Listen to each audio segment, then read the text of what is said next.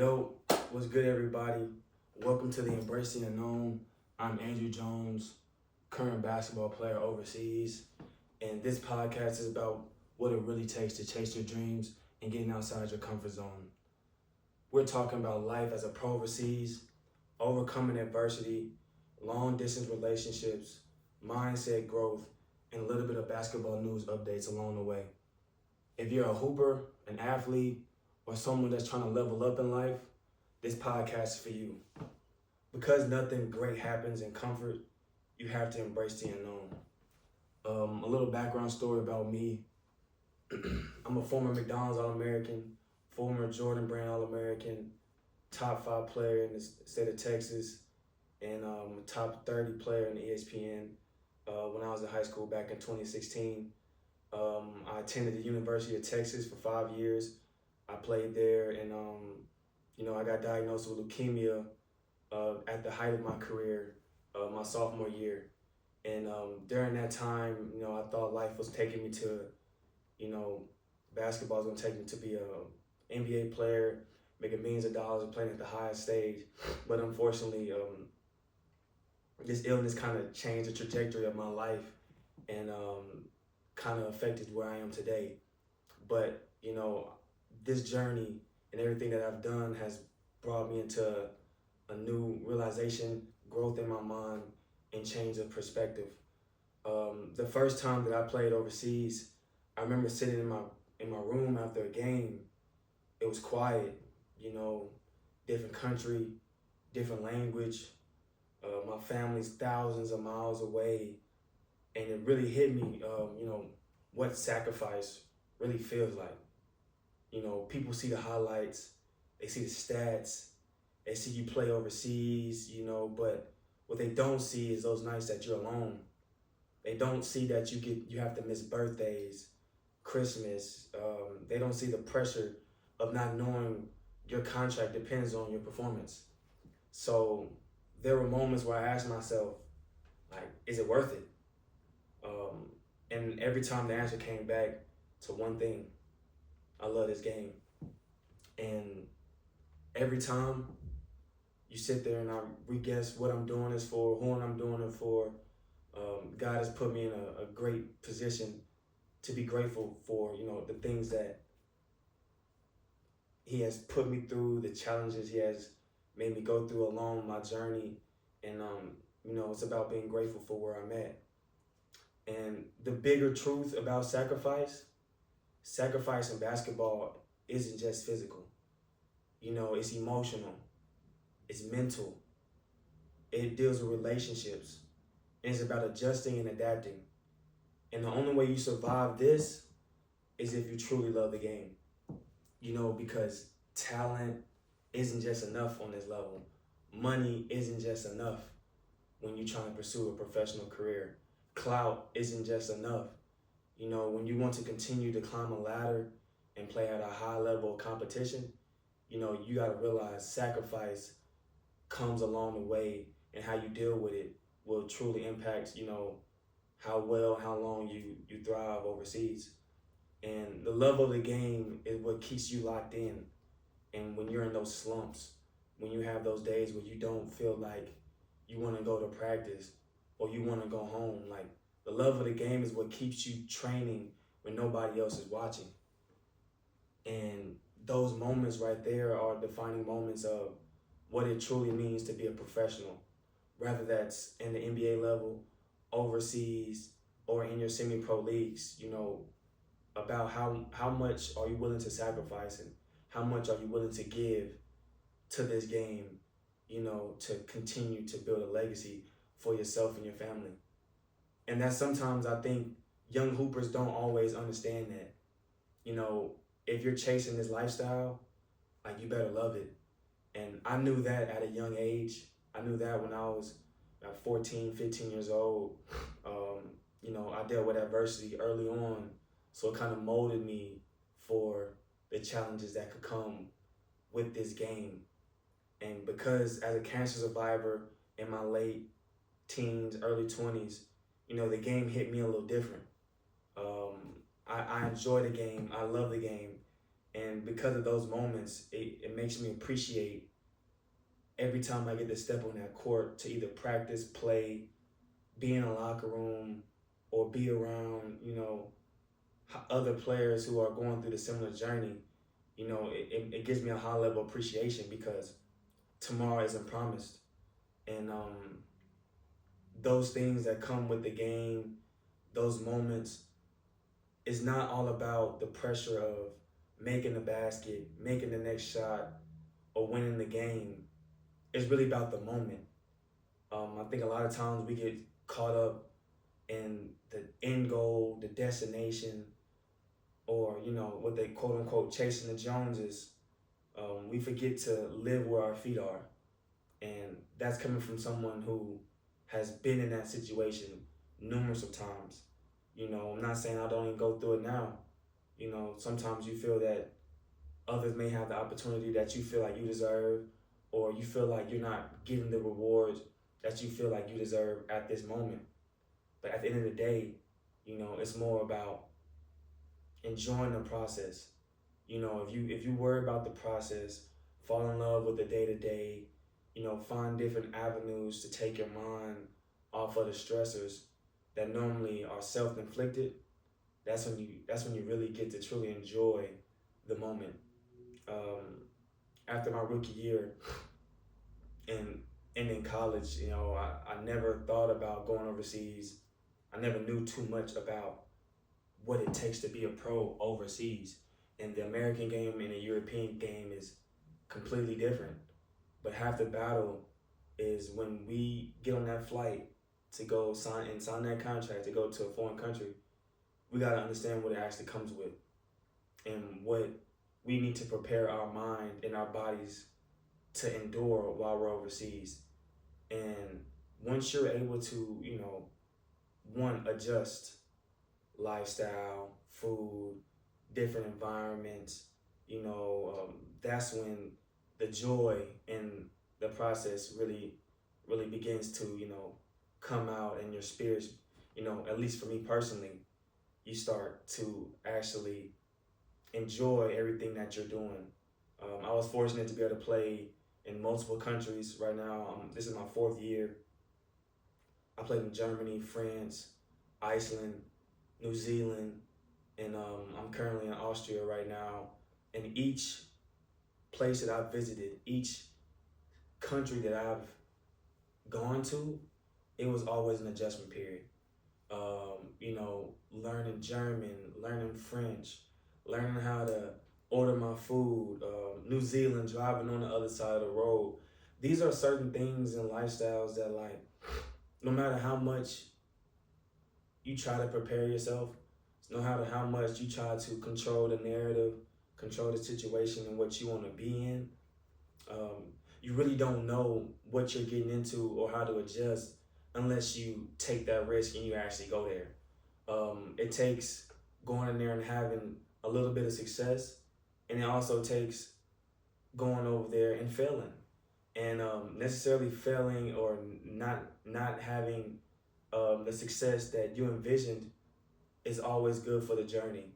And I say that to say this: as a rookie, I signed to a team in Germany, second league in Germany, and the whole time I'm there, like, man, my ego was getting to me. I'm like, bruh, I'm McDonald's All-American, Jordan All-American. I went to the University of Texas. I was a lead scorer on the team. I got a bag, bro. I got a bag, but the level in which I'm starting, I didn't understand where I was, and I didn't understand what I needed to grow in myself to sustain and be at a higher level like the NBA.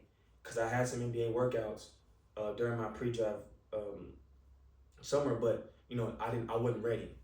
Like, other people didn't see that I was ready, but I thought I was ready for something that I wasn't. And my rookie year was a very big learning curve for me.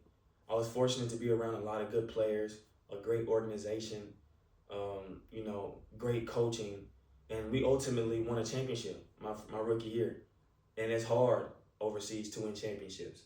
Like the dynamic of the team, play style, coaching, a lot of training, hard work, and a little bit of luck goes into going into a championship situation your rookie year. And because I didn't handle adversity or being in a new country my rookie year, it ultimately affected my contract the following year. And we just chalked that up to just, bro, I didn't know. Like, I didn't know what I was getting into. I was immature. I didn't have the right guidance. Not saying I didn't have guidance at all, but my mind didn't lead me or, how can I say, protect myself in situations to grow as a professional. You think because I can dunk and go between the legs and know that I can, kill anybody in front of me, that doesn't make you a great teammate or a great player or a true pro overseas. And it didn't take me till getting cut from Germany, just because of being unprofessional, going to France, changing agents. During that time is real rocky, and you don't know where this thing can lead you. And it took about a year and a half for me to, get back on my feet. It took 6 months for me to sign a new contract to go to France. I kind of bounced back from that area. Then I ultimately went to Iceland. And this is where things outside of your control, you can't let it affect you, because I'm going to Iceland, a relatively decent league for guys who want to go out there and showcase their abilities. I was having a great season. I was one of the top 5 scorers in the league, shooting great shooting splits from the free throw, 3-point line, but essentially got cut again. And so as I'm getting home and I'm leaving, I'm like, bro, what did I do wrong? Like, I'm thinking to myself, statistically, from an analytical standpoint or the numbers, I'm having one of the best seasons of my career individually. But then it got to the point where, okay, just because I had individual stats, the club or the people around me, it didn't equate to winning.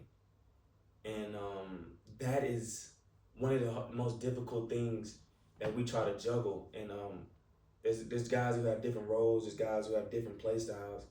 And I've kind of always had myself as a it factor guy. What James Harden say, like, I am the system. And I used to really think of that as myself, as in, like, give me the ball, I'll rock out.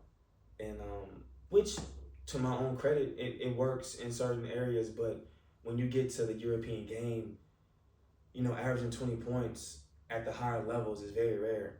If you look at a lot of the top teams, a lot of the top organizations that are winning, a lot of the players are averaging between 15, 18 points, 16 points across the boards. You rarely see a 20-point score on a top team unless everybody else around them is contributing. And that ultimately led to Austria and New Zealand. And that's when I made the true growth of being a professional, knowing how to take care of my body, rehab, watch what I'm doing off the court, make sure I'm limiting the experiences that could be a detriment to my performance and to my professionalism. I'm all for enjoying the country, sightseeing, checking things off the bucket list that you never thought you wanted to do. But I can say as a rookie, I was having a little bit too much fun. I was trying to do American things in a European country that, if caught or if noticed, you'll have a label. And perception is key. I'm not saying it's the only thing. I'm not saying how people judge you is necessarily the end all be all, but when it comes to being a true professional and wanting to continue to get jobs and have people perceive you as a player, your actions on and off the court have to match. Because nobody's going to lie to a coach or to another organization about you, and then they sign you and you're not the person that they say that you were. So that's something that comes along with the journey and of being a true pro. And sacrifice, as I mentioned, is one of the biggest things that come with it. Because if you're going to be thousands of miles away from your family, thousands of miles away from your friends, your normal culture, the sacrifice and discipline has to be something at the forefront of your brain in order to, achieve the success you want, and not leave with any regrets.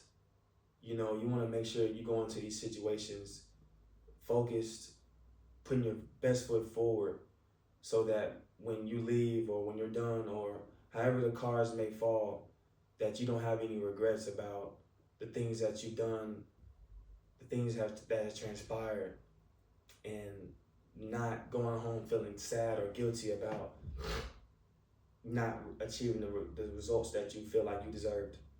And trust me, that's not a good feeling. Going home thinking, and wanting to blame everybody else for some things that you could have controlled, and that brings me to just perspective of, what's going on really in the world. Right now, there's a lot of tension in other parts of the world. And I have friends that play in Kuwait, Saudi Arabia, Israel, and that's real uncertainty right there. And I just think about it like imagine still having to show up to practice, still having to show up to games, still having to compete at a high level in a world that feels unstable around you. You know what I mean? Just like think about how sacrifice on a whole nother level that really is. And like it just reminds me that basketball is bigger than just a sport. Like for some people, the basketball court is peace, it's structure, and it gives real purpose. And like no matter what happens outside those lines, like when the ball goes up, like it's just a game. And that right there to me is so powerful. And that's real love and dedication to the sport, and like I just pray everybody's safe. I just pray everybody makes it home at the end of the season to their loved ones. But that type of sacrifice right there is unmatched. And that right there, I salute to all my friends that I still continue to play. Cause like, man, I couldn't imagine, like majority of these European countries are super safe, super well organized. There's a lot of places over here that, really treat the imports and their domestic players very well. But then, there's certain things out there that like you just really just can't control. So like in closing, I just leave you with this message. Like if you're really chasing something big, like ask yourself, do I really love this? Or do I just love the idea of it? And because when it comes down to sacrifice, and it will, regardless of what it is, on the court, off the court, new job, relationship, child, when it comes down to sacrifice, which there will be different sacrifices that you'll have to make, only the love of the situation will ultimately keep you going and allow you to persevere. And that's what really embracing the unknown really is. Walking into uncertainty because you love the journey. I appreciate y'all all for listening. Share this with someone on the ground overseas, chasing something uncomfortable. Anybody who's currently going through a journey of trying to find themselves, grassroots basketball players, my young hoopers, share like this with anybody who needs a little bit of perspective and a little bit of motivation going forward. And we'll see you on the next episode.